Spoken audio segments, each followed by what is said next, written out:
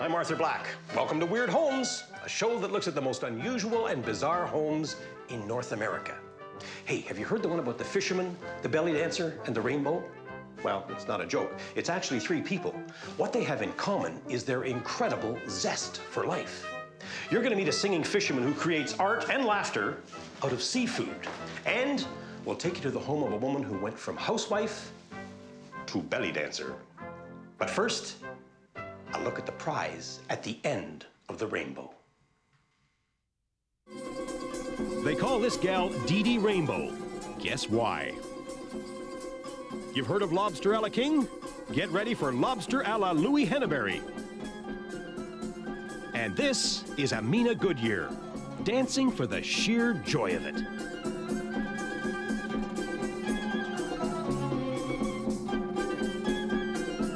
The city of Seattle, Washington gets a lot of rain, but that means it gets more than its share of rainbows, even a walking, singing rainbow. The sun is up, the sun is shining bright, it's chased away the moon and the stars of night. The birds, the bees, the butterflies, they all come rollicking, joyful, frolicking. Hail the day, welcome to Rainbow House. Come on in. There you go. Rainbow House it is, the home of Dee Dee Rainbow, ceramic sculptor, art teacher, and all-round colorful personality. Dee Dee's house is 14 rooms on 4 stories of pure color, every color in the rainbow, and then some.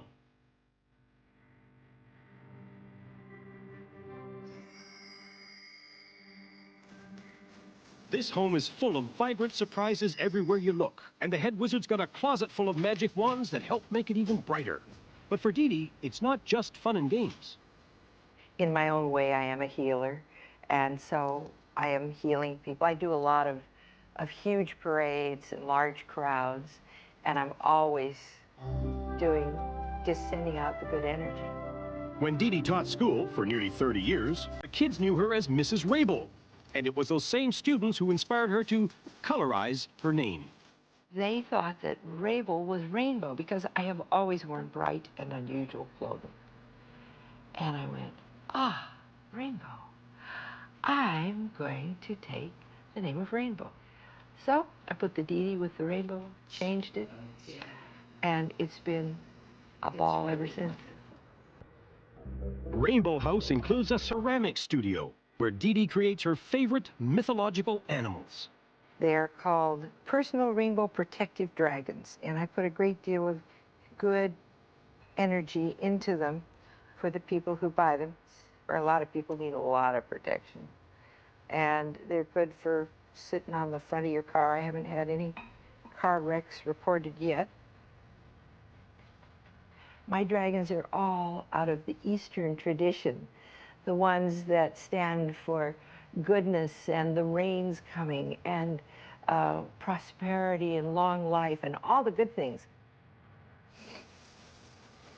Dee Dee is Seattle's unofficial goodwill ambassador, and she could use a magic carpet to whisk her to all the events she shows up at. Keeps her busy. Well, heck, when you're a walking rainbow, just getting out the door will keep you busy. Well, when I'm choosing what I'm going to wear for the day, I think about my schedule, and then I just meditate, and then I just pull it together and put it on like anybody else. You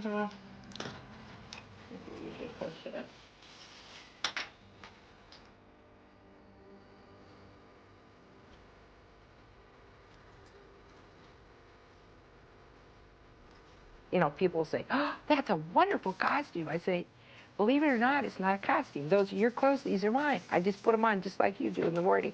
And they go, really? So, all right.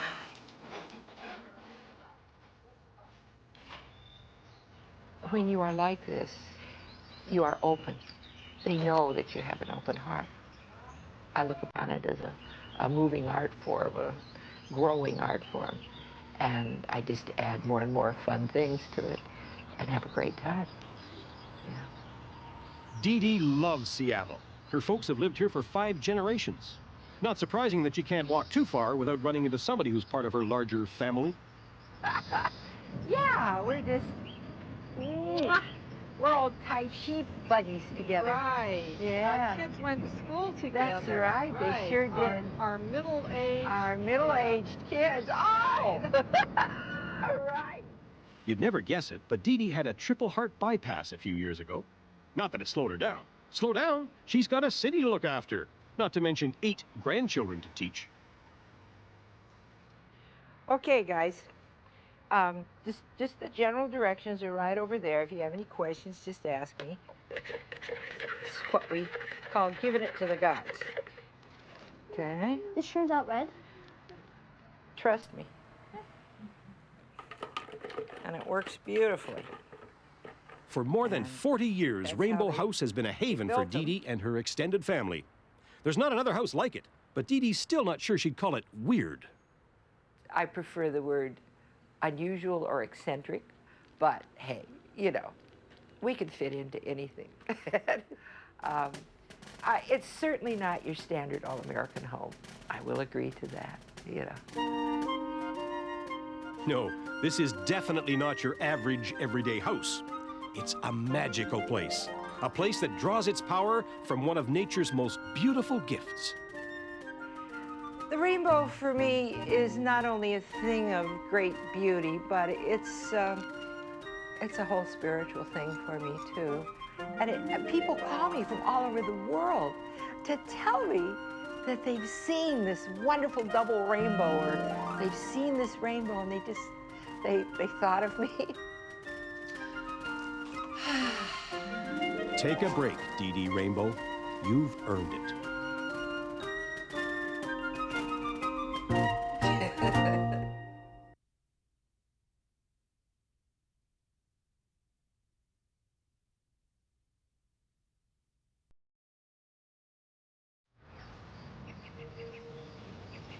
San Francisco, California, the city by the bay, home to Amina Goodyear. And this is where Amina lives. Like to come in? Okay, but get ready to enter a very different world.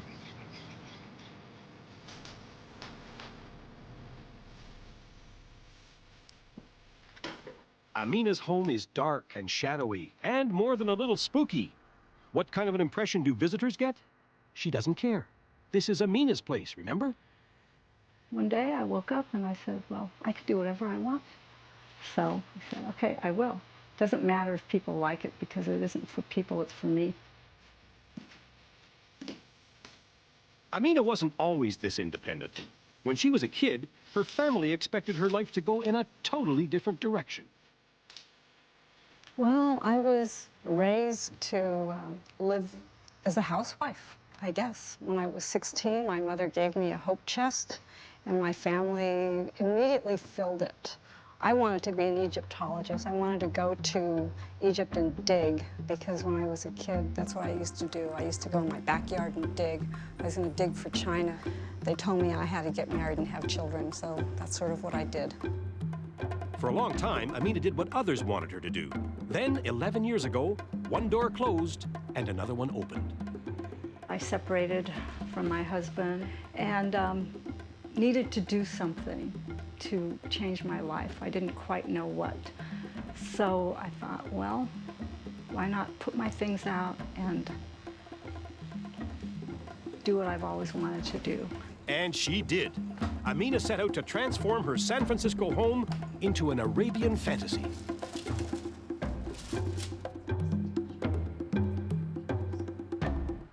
So this is the Giza music room, and this is the Giza, what we call the Giza Club official room.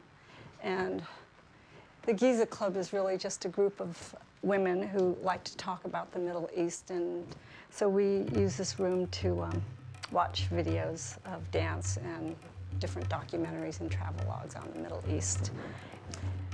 Most of the stuff in here I think I've picked up either at garage sales or Chinese furniture stores going out of business. Every time there's a garage sale, if there's money in my pocket, I'll spend it. There's one room that isn't wreathed in shadows, Amina's kitchen. This is the only room in the house that's light. So all the other rooms, I have to like take a flashlight, and if I want to find anything, I have to use this. So let's go someplace else. Amina loves her half-lit home, and so do the local children, once a year at least. Every Halloween, all the kids in the neighborhood, they come and they want to see the haunted house. And they think that I decorate it just for Halloween, but it's like this all the time. When Amina isn't shopping, decorating, or chatting with her friends, you'll probably find her dancing. But not just any dance. All my life, I had taken dance lessons, the kind that my parents wanted me to take, which was ballet, tap, jazz. And after I got married, I saw an ad in the paper to study belly dance, lose weight. This is after I had my 3 kids, so I thought, okay, I'm gonna tone up a little bit, and it hooked me. Amina and belly dancing were a perfect match. She's been fine-tuning her craft for almost 40 years, and she's been teaching the seductive art for 30. Amina's not the only one who's hooked. Students flock to Amina's place, eager to learn the intricacies of swirling veils, come-hither glances, and hypnotic music.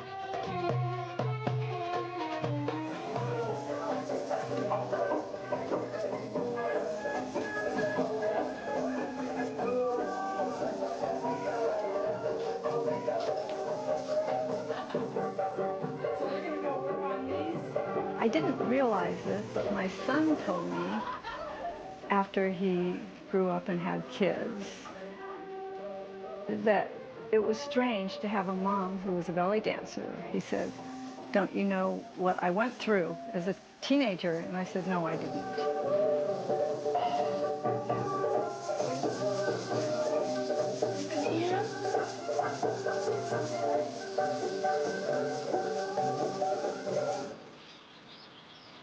And what did the neighbors think of the belly dancer down the block? Next-door neighbor Harley Augustino adapted very well. I grew up like listening to the drum beats every night when I went to bed, and I would sometimes come over and I would peek through the little mail slot and watch the belly dancer.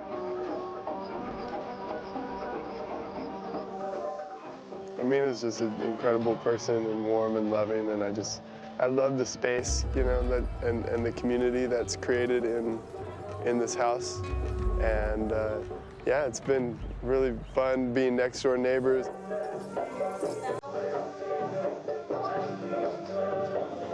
Amina gets straight A's from her students too, and not just for the dancing lessons. Everything I know about, being outrageous and glamorous, I learned from Amina.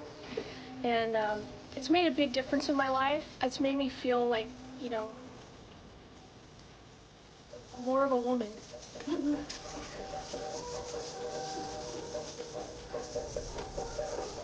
I think she decorates the house the way she wants to see it, the way she likes to see it, not the way a usual person, maybe average person would decorate it. There's so many colors, bright colors, and just everything kind of works together. So it's a weird, wonderful place. And we like it. We love it, actually.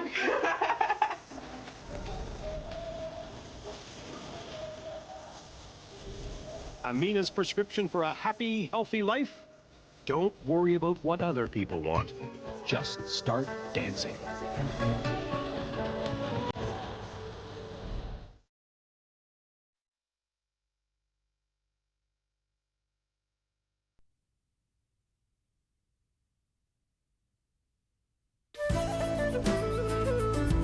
Welcome to the picture-pretty hamlet of Sambro, Nova Scotia. Lots of folks here make their living from the sea. Big Daddy calling home. You read, little mama? Come back. I read you loud and clear, Big Daddy. Over. That would include Louis Henneberry, Louis's been a fisherman for most of his 72 years. He's steeped in the ways of the ocean, and it's trickled over into the rest of his life. Come on over to his place. You'll see what I mean. Whoa, what a fish. There he is, bye. Holy geez, that's good as any trout. You little wiggly. Hey, hey. Hey, old buddy. Like a lot of fishermen, Louis's got a boat shed out back. Well, not exactly a boat shed. It's more a...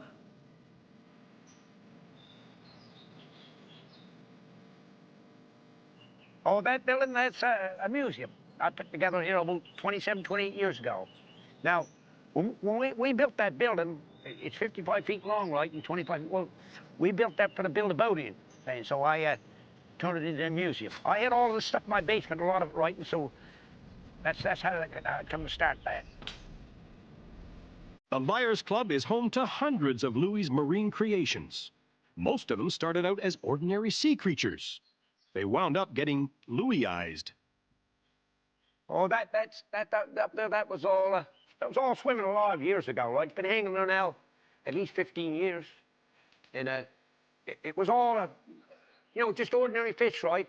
Which I cured, and then I dried them out, and then I used some urethane, and you color it up with the sparkle paint.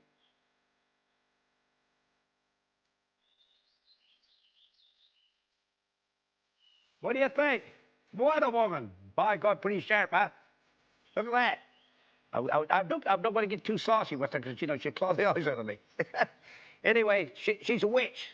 My little witch, see? She's a witch's hat. Aside from Louis, things are quiet in the museum. That's because pretty well everything's clammed up. Naturally, there are boats in Louis's collection. This one's kind of small, but don't kid yourself. She runs good. Anyway, it has motors in it. I'm going to start the motor up. See the props? Now I'm going to start that up. Okay, I'm on your way. Here we go now. It's 12-volt watch. A Liars Club is bound to have tall tales about the one that got away, but Louis's got a story about one that didn't. You see this shark? That was caught down off the Grand Banks by my sons. And so they hauled it up, and it was a great big mako shark. And there it is, they're 16 feet long, right? It weighed 900 pounds. Okay, there's the teeth. See the teeth? That's got 130 teeth. That's got 130 teeth in its mouth. Now, if that was to grab you by the arm, that shark was to grab you by the arm and squeeze, right? In one twist, and out, even by the leg. They just grab you like that, and they just twist them out like that. It's like two big saws, one going each way. Out comes the whole junk. Louis's zest for life finds expression in everything he touches. People come from all over the world to visit the Sambro Liars Club. But what do the locals say? Louis's next-door neighbor, Adrian Hoffman, says, "Way to go, Louis!" I think it's fabulous. I don't know anybody who's done anything like that. And I think he is just so grateful to be alive. And I think he wants to share some of that, and some of that joy through those incredible constructions that he makes, that he somehow visualizes in his mind. You crazy nitwit. Some people might think he's eccentric. Some people might think he's crazy.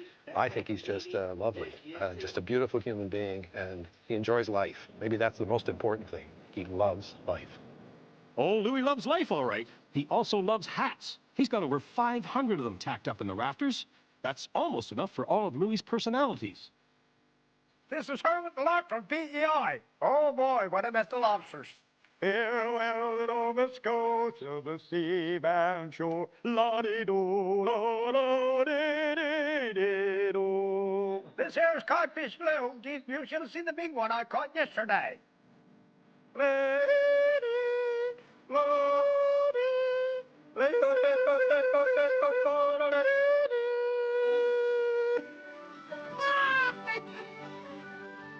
And Louis's latest caper? Figuring out how to make a starfish walk like a man. And there's what I come up with. Look, see, I can shape them all up with elastics, right? Let them dry out. See the elastics? See? You can get, he's like Foley's arms, look, and the little claw there off a lobster or a crab or something. See his eyes and everything. Louis plans to make hundreds of these little starfish folk because Louis's got just the place for a starfish congregation. This replica of the Sambro United Church, also handcrafted by Louis, of course.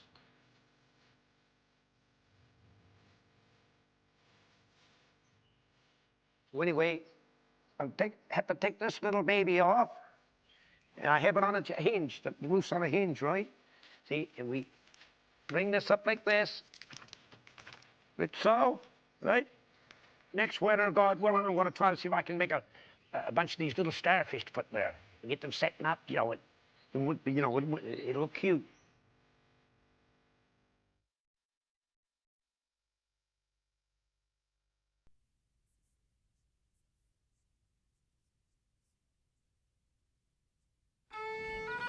What keeps that spring in Louis Henneberry's step?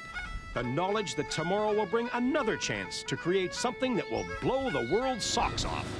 This song that I'm singing, I'll now sing to you about Sable Island, so sad but so true. Some things you make out of your own mind. I mean, like I say, something that you never seen before. Something that where people will come and they say, well, I never seen nothing like that before. Well, isn't that nice? Because remember, if you made something nobody ever seen before, that's wonderful. We were so sure till we launched the dory, we all went ashore. We left Sable Island now once more to stay on our way home on the Jordan Folly. Yippee! Some folks' zest for life brightens the lives of all around them. People like Dee Dee Rainbow. Or Amina Goodyear, who switched from ballet to belly and took a lot of fans along with her. And Louis Henneberry, unsinkable fisherman, unstoppable artist. When I meet folks like that, it makes me want to sing and dance. So, honey, how I love you, how I miss you, ma. What, we're out of time? Too bad. I'm Arthur Black. Hope you enjoyed Weird Homes. We'll see you next time.